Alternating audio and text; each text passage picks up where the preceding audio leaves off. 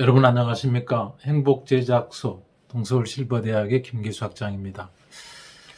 오늘도 우리가 마음을 어떻게 다스리고 또 어떻게 행복을 우리가 얻을지 그런 부분에 대해서 이야기를 좀 나누고자 합니다. 우리 그 유명한 김세환 가수 여러분 아시죠? 사랑해라는 노래를 불렀는데 아주 감미로운 목소리, 남자 목소리가 어떻게 그렇게 감미롭고 부드럽고 감칠맛 난다고 그럴까요? 억만 번 또 들어도 기분 좋은 말 사랑해. 네, 이 제목으로 오늘은 여러분하고 이야기를 잠깐 나눠보려고 합니다. 우리가 이렇게 말을 이렇게 사랑해라는 말을 아까 제목에서 이야기했듯이 이걸 이렇게 억만 번을 또 들어도 기분이 좋대요. 너무 좋은 말이죠. 그런 말을 우리가 이렇게 억만 번 더 들어도 기분이 좋다고 하는데 왜 그런지 한번 살펴보도록 하겠습니다. 일본의 어떤 그 학자가 에모토 마사루라고 이렇게 되어 있네요. 이 학자분이 말과 물에 관한 그 연구를 좀 했답니다. 그래서 이 말이 어떤 능력을 가지고 있는지 또 물이라고 하는 것에 어떤 영향력을 미치고 있는지 그걸 좀 연구를 했어요. 말과 물의 관련성을 연구를 한 거죠. 뭐 실험은 그렇게 복잡하지 않고 간단했습니다. 그 똑같은 비그컵에다가 똑같은 물을 넣고 한쪽에다는 망할 놈이라고 써붙이고 한쪽에다는 사랑해 천만 번 또 들어도 기분 좋은 말 사랑해 이렇게 써붙여가지고 한 보름 놔뒀답니다. 그리고 그 두 가지 물을 얼려서 나중에 현미경으로 관찰을 해보니까 이런 결과가 나왔다는 것이죠. 너무 한쪽은 흉측하고 보기 싫은 그런 조직이 나왔고 한쪽은 마치 그 눈꽃송이처럼 너무 이렇게 정육면체, 정육각형의 아주 아름다운 그런 조직이 나타났다는 것이죠. 이분은 그 후로도 이런 실험을 여러 차례 했습니다. 그리고 사람들의 하는 말이 파장이 있구나. 그 파장이 물에 닿을 때 물의 형질을 이렇게 변화시키는구나. 이런 걸 이렇게 연구 데이터로 발표를 했습니다. 그 분야의 이야기를 하던 분들이 깜짝 놀랐죠. 그렇구나 하고 우리나라에서도 여러 차례 그 박사님을 이렇게 뵙고 취재하려고 방송에도 여러 번 갔었고 또 우리가 그런 방송을 청취한 경험도 있습니다. 연구 결과가 너무 단순하고 뚜렷했기 때문에 이걸 거부할 만한 무슨 이유도 없고 그래봤자 뭐 소용없는 일이죠.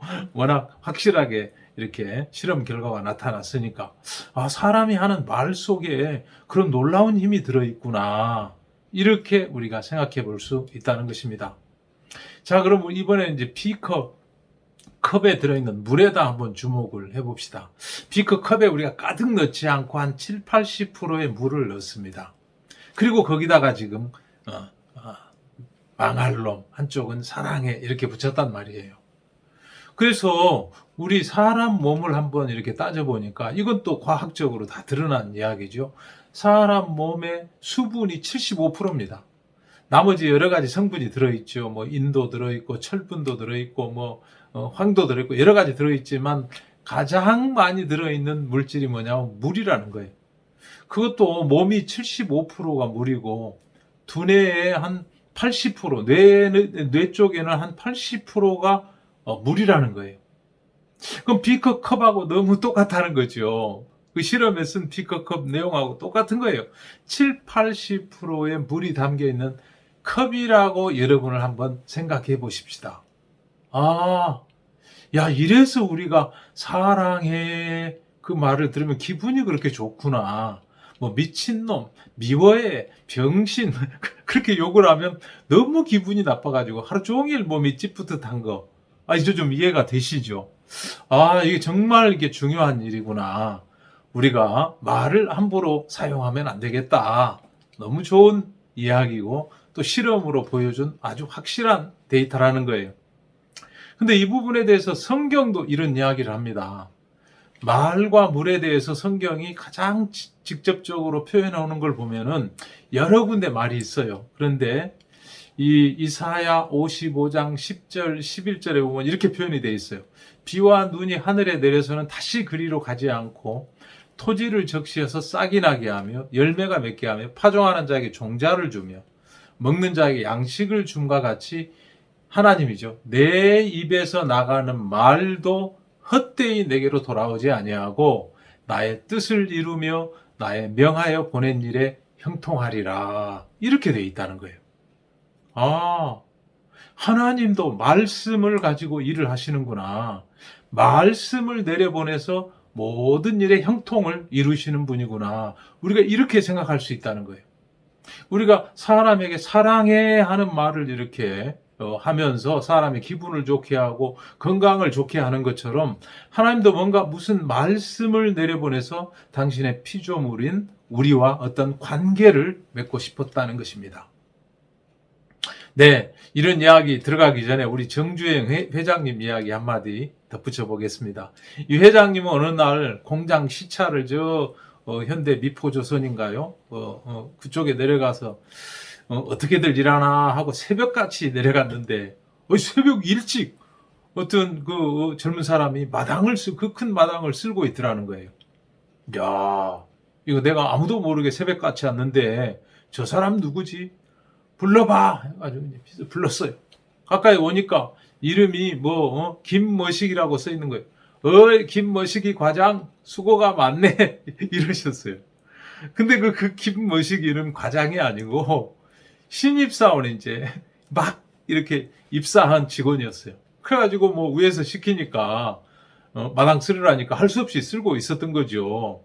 근데 아이고 회장님, 제가 회장님 참 이렇게 감사한데 제가 과장이 저 어제 들어온 신입사원입니다. 죄송합니다. 그러니까 이 사람아, 내가 과장이라면 과장이야.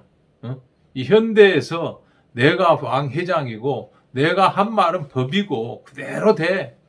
그래가지고 그날 당장 옆에 있는 비서가 인사부에 전화해가지고 과장 승진을 했다는 이야기가 전해집니다.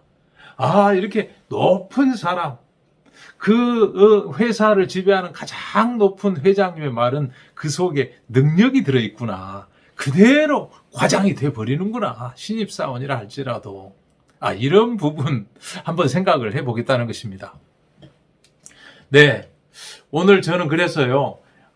하나님이 우리를 얼마나 사랑해 하고 써붙였는지 그 사랑해라는 말을 몇 가지로 이렇게 나누어서 이렇게 정리를 해드리면 하나님이 이런 말씀을 보내가지고 우리 삶을 형통하게 하고 우리 생을 빛나게 하고 우리를 당신의 자녀로 삼으시는구나.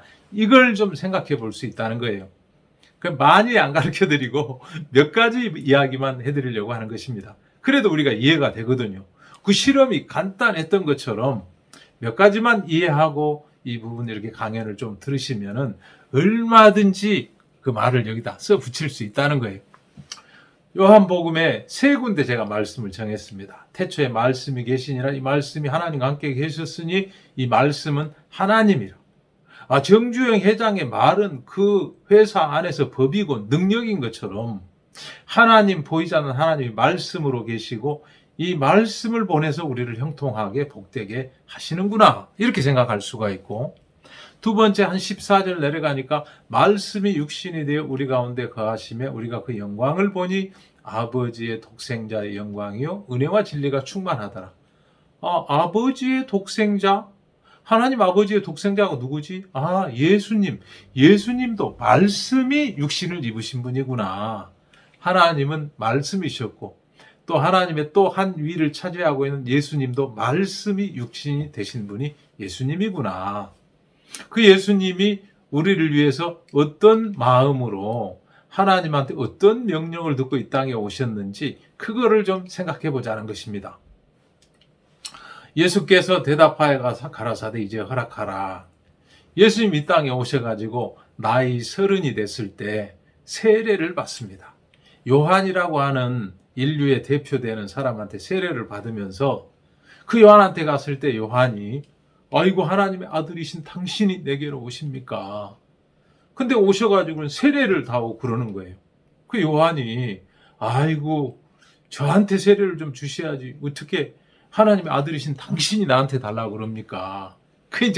그러니까 이렇게 말씀하신 거거든요. 이제 허락하라. 야, 내가 하자는 대로 좀 해.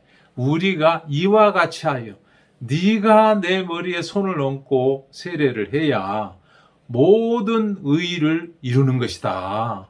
그렇게 해야 일이 합당하게 돼. 이게 무슨 말이냐? 모든 세상 사람들의 죄를 나한테 다 얹어. 그러면 세상 사람 모든 사람들이 다 거룩하고 의롭게 되는 거야. 이걸 이야기를 하니까 요한이 허락을 안 할 수가 없는 거죠. 알겠습니다 하고 이에 요한이 허락하는지라.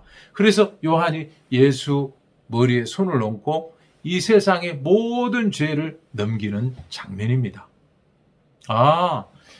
이 십자가에서 예수가 돌아가셨다고 우리가 주변에 보면 십자가들이 참 많은데 저기서 예수님이 돌아가셨는데 왜 돌아가셨는가 했더니 세상 죄를 넘겨받으셨기 때문에 본인은 잘못한 것이 아무것도 없지만 세상 모든 사람들의 죄를 대신 처리하려고 저기서 사형을 당하신 것이구나. 이렇게 알 수 있다는 거예요. 그 다음 장면을 보면은 이튿날 예수께서 자기에게 나오심을 보고 요한이 외쳐 가로되 보라 세상 죄를 지고 가는 하나님의 어린 양이로다. 이렇게 이야기했다는 거예요. 이게 아까 읽은 요한복음 1장 29절이거든요. 우리를 죄에서 건지시기를 원하셨고 너무 사랑하셨기 때문에 세상 죄를 예수한테 맡기고 예수가 처리하도록 하나님이 그 큰 사랑을 나타내셨구나. 그 말씀을 우리 마음에 붙이는 것이 아까 그 비커컵에 어떤 박사가 연구하는 것처럼 사랑해라고 붙여가지고 한 보름 지나 보니까 너무 아름다운 결정체가 만들어지는 것처럼 하나님이 나는 너희들이 더러운 죄인이지만 이렇게 죄를 씻었고 그 죄를 씻기 위해서 내 아들을 내려보냈고 그 아들에게 모든 죄를 얹어서 내가 너희들 모든 죄를 끝냈다. 그만큼 내가 너희를 사랑해. 이건 그냥 사랑해 한마디가 아니고 구구절절 사랑이 느껴지도록 그 아들, 유일한 독생자인 아들을 몸을 입혀서 세상에 보내가지고 이렇게 처형을 하신 놀라운 사랑이구나. 이건 사랑해 하는 말을 진짜 억만 번 하는 만큼이나 너무 간절하고 적극적이고 너무 중요한 표현이겠다. 이렇게 받아들이면 세상 죄를 지고 가는 하나님의 어린 양 예수, 그분이 세상에 있는 죄를 다 가져갔어? 그럼 내 죄도 가져갔겠네? 나를 그만큼 사랑하셨구나 하는 뜻이 담겨있는 이 말씀이라는 거예요. 보라, 세상 죄를 지고 가는 하나님의 어린 양이로다. 이 광경을 내가 여기 이 그림처럼 본다고 생각할 때 내 죄가 어디 있죠? 예수 등 뒤에 있다는 것입니다. 이 우리를 너무 사랑하신 하나님이 예수라는 자기 아들 독생자를 내려보내서 모든 죄를 예수에게 얹어가지고 예수를 십자가로 보냈다는 거예요. 보내기 전에 예수님이 한 사람을 만납니다. 가는 길이죠. 과정에 한 사람을 만났는데 혹시 나는 죄가 너무 많아요. 너무 더러워요. 아이고 이런 죄도 가져갔을까요? 너무 사람들이 생각이 복잡하니까 중간에 가다가 가늠하다 현장에 들킨 여자를 만났어요. 그냥 만난 것이 아니고 율법을 잘 아는 하나님을 잘 섬긴다고 하는 사람들이 저 예수가 구원자라고 저 예수가 하나님 아들이라고 한번 시험을 해보자. 구원자라고 하면 이 여자를 모세의 율법에 따르면 가늠하다 현장에 들키면 돌로 치라고 그랬는데 쳐야 하는지 말아야 하는지 구원자라고 하면서 죽이라고 그러면 그 무슨 네가 구원자냐 이렇게 이제 따지려고 그러고 치지 말라 그러면 아니 하나님이 내려보낸 모세의 하나님의 종 율법을 거스르라고 이렇게 이제 한번 예수를 올가매겨 보겠다 해가지고 가늠하다 현장에 들켜가지고 옷도 제대로 먹을지게 해가지고 끌고 와가지고 예수 앞에 딱 세운 거예요. 그때 뭐라고 그랬습니까?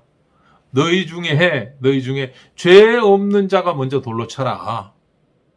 그러니까 죄 없는 사람이 어디 있습니까?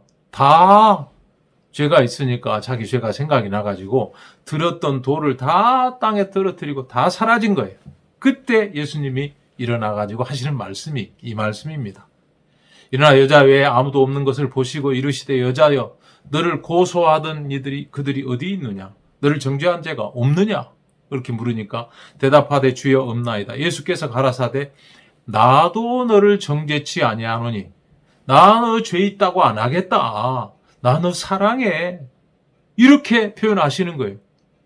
이 여자는 돌에 맞아 죽을 수밖에 없는 운명이었어요. 근데 그 죄 때문에, 현장에 들킨 죄 때문에, 간음죄 때문에 더럽고 치사하고 너무 부끄러운 죄였는데 예수님 앞에 나오니까 그 예수님이 어떤 예수님이세요? 세상의 모든 죄, 그 여자의 현장에서 걸린 간음죄까지 다 지고 계시잖아요. 어떻게 그 여자한테 죄 있다고 할 수가 있겠어요?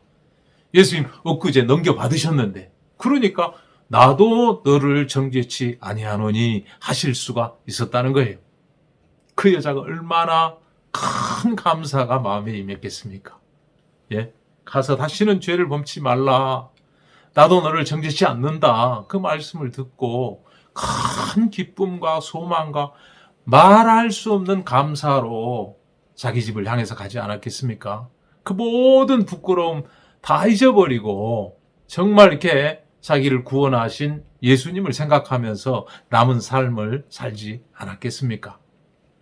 네, 맞습니다. 이 예수님이 그 죄를 지고 또 여러 사람 만났지만 우리가 대표적으로 간음하다 현장에 들킨 아주 지독한 빼도 박도 못한 그 죄를 딱 이렇게 정말 지고 나왔는데 예수님이 죄 없다고 하시더라고요.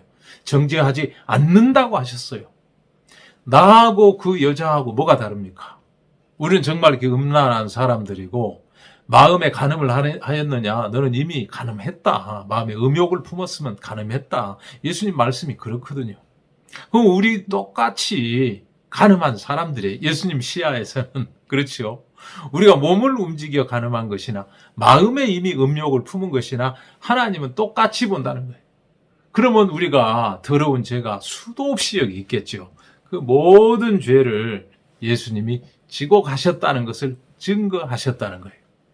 그리고 십자가로 가셨습니다. 세상 죄를 지고 가셨어요. 죄의 삭은 사망이요 하나님의 은사는 우리 주 그리스도 안에 있는 영생이니라. 모든 사람에게 영생을 주기 위해서 그 죄를 처리하지 않을 수 없으셨고 하나님이 아들을 내려보내서 나타내신 큰 사랑을 증거하지 않을 수 없는 거예요. 그대로 나타내 보여주지 않을 수 없기 때문에 십자가에서 대신 모든 세상 사람들의 죄를 짊어지고 처형을 당하셨다는 거예요. 그러면서 뭐라고 그랬어요? 아까 마태복음 3장에서 말씀하신 것처럼 이와 같이 하여 모든 의를 이루자 하신 것처럼 예수께서 신포도주를 받으신 후 가라사대 다 이루었다. 모든 사람들을 의롭게 거룩하게 죄 없게 만드는 일을 이제 다 이루었다 하고 십자가에서 고개를 숙이시고 머리를 숙이시고 영원히 돌아가셨다. 성경은 이렇게 쓰고 있는 거예요. 네, 여기까지 이렇게 단숨에 이야기를 했습니다. 짧은 이야기입니다. 우리가 몇 가지 기억을 더듬어 보지요. 에모토 마사루 박사가 비커컵에 써붙인 사랑해라는 그 말은 한 보름 지나니까 그대로 붙여 있었는데 그 안에 물의 조직이 바뀌더라는 거예요. 너무 아름다운 육각형의 모양을 나타냈고 이 망할 놈이라고 써붙인 그 비커컵에는 너무너무 흉측한 모습이 그 얼린 뒤에 현명으로 보니까 나타났더라는 거예요. 그런데 우리는 비커컵하고 똑같은 구조를 가졌다고 말씀드렸죠. 75%가 우리 몸은 물입니다. 이 안에 마음이 담겨 있는데 이 마음에 하나님은 말씀을 하신 거예요. 나 너 너무너무 사랑해. 그러나 네 속에 있는 죄는 내가 그냥 두고 볼 수 없어. 그 죄를 꺼내고 그 죄를 멸하고 그 죄를 없이 하기 위해서 나는 내 아들 예수를 보냈어. 내가 너를 그만큼 사랑해. 보라 세상 죄를 지고 가는 하나님의 어린 양이라 그렇게 증거하지 않았냐? 또 예수가 돌아가시기 직전에 다 이루었다. 이와 같이 하여 모든 사람을 의롭게 만들자 하신 그 예수께서 세상 죄를 지고 죽음을 그 죄의 삭신 사망이라는 그 말씀을 이루시기 위해서 그대로 그 죽음을 자기 몸에 받으시면서 다 이루었다고 한 그 말은 내가 너를 사랑한다는 결정적인 증거다. 사랑해, 사랑해, 사랑해, 사랑해. 억만 번을 외치고 싶은 하나님의 마음이 이 그림과 이 이야기를 통해서 느껴지신다면 여러분 마음 안에는 영원히 살 수 있는 은혜의 육각형이 만들어진다는 거예요. 육각수라고도 하죠. 영원히 살 수 있는 생명이 만들어진다는 거예요. 그렇게 해서 우리가 하늘나라에 거룩하게 흠없이 죄 없이 의인이 되어서 들어갈 수가 있도록 하나님이 이 길을 만들어 주셨다. 성경은 그렇게 증거하고 있고 오늘날 첨단 과학으로 설명할 수 있는 사후세계나 또 어떤 그 말의 힘을 가지고 있는 것을 나타내주는 어떤 과학적인 실험이나 그 모든 것이 하나님의 섭리에 따라 증명이 될 수가 있고 나타나고 있다는 것입니다. 여러분, 그 비커컵에 쓰인 사랑해라는 말이 2주 뒤에 놀라운 아름다운 결정체를 만들어냈습니다. 그런데 하나님은 창세 이전부터 우리를 보셨고 우리를 너무너무 사랑하셨기 때문에 우리 속에 들어있는 죄 없는 사람이 없잖아요. 다 죄 짓고 음욕을 품지 않은 사람이 누가 있습니까? 탐심이 없는 사람이 누가 있습니까? 그 엄청난 그 죄를 마음에 가지고 있었는데 그 모든 죄를 예수님이 지게 만들고 다 넘겨가지고 지게 만들고 그 예수를 십자가에서 처형하시면서 처형하러 가는 동안은 보라 세상 죄를 지고 가는 하나님의 어린 양이로다. 또 중간에 어떤 한 여자를 만나게 해서 가늠하다 현장에 들킨 여자죠. 자, 이 여자한테도 내가 죄 없다고 할게. 이 여자도 천국에 드릴 거야. 나 이 여자도 사랑해. 그 역력하게 보여주셨고 십자가에서 그 모든 우리의 죄를 위해서 처형을 당하시면서 다 이루었다고 하셨다는 것입니다. 이 내용 여러분 가슴에 써붙이십시오. 보라 세상 죄를 지고 가는 하나님의 어린 양이로다. 다 이루었다. 이 두 마디를 여기다 써붙이고 한 보름만 계셔보셔요. 마치 그 비크컵의 아름다운 육각형의 놀라운 결정체가 만들어지는 것처럼 여러분 마음에도 놀라운 사랑의 결정체, 하나님이 쏟아부은 그 말할 수 없는 수억만 번 외치고 싶었던 사랑해라는 그 말이 그대로 들어가 박혀서 아름다운 영원히 살 수 있는 생명이 된다는 것입니다. 여러분을 의인으로 만들어버리기에 조금도 부족함이 없다는 것입니다. 영원히 거룩한 사람으로 만들어 버렸다는 것입니다. 세상 죄를 다 지고 갔으니까 죄가 없잖아요. 거룩하잖아요. 의인이잖아요. 이렇게 만들어주신 분이 하나님이시다. 그런 이야기를 오늘 드려보는 것입니다. 네, 간단한 비커 실험에서 굉장히 이렇게 비약을 한 것 같지만 그 이야기들이 간단한 게 아니고 너무 놀라운 이야기였잖아요. 실제로 그렇게 실험에서 나타났고 또 성경 안에 있는 그 말씀의 힘, 또 정주영 입에서 나온 직원들을 향한 간단한 말 한마디. 내가 가장이야, 네가 과장이야. 응? 여기는 현대야. 내가 최고야. 내가 한 말은 그대로 이루어져. 이렇게 할 수 있는 것처럼 온 우주를 지으시고 우리를 너무너무 사랑하셔서 독생자를 내려보내서 모든 죄를 책임지게 한 하나님이 여러분들은 의인이다. 다 이루었다. 너희 거룩하다. 이렇게 하신다는 것입니다. 이런 부분을 마음에 생각하고 마음에 두고 새기실 수 있다면 여러분 남은 삶이 굉장히 복되고 힘있고 또 행복하고 정말 이렇게 튼튼하게 사실 수 있다고 생각이 되어집니다. 오늘 마인드 강연은 여기서 마치겠습니다. 여러분 한번 생각해 보십시오. 보라 세상 죄를 지고 가는 하나님의 어린 양이로다. 내 죄를 지고 가셨구나. 다 이루었다. 죽음으로 모든 죄를 끝을 내셨구나.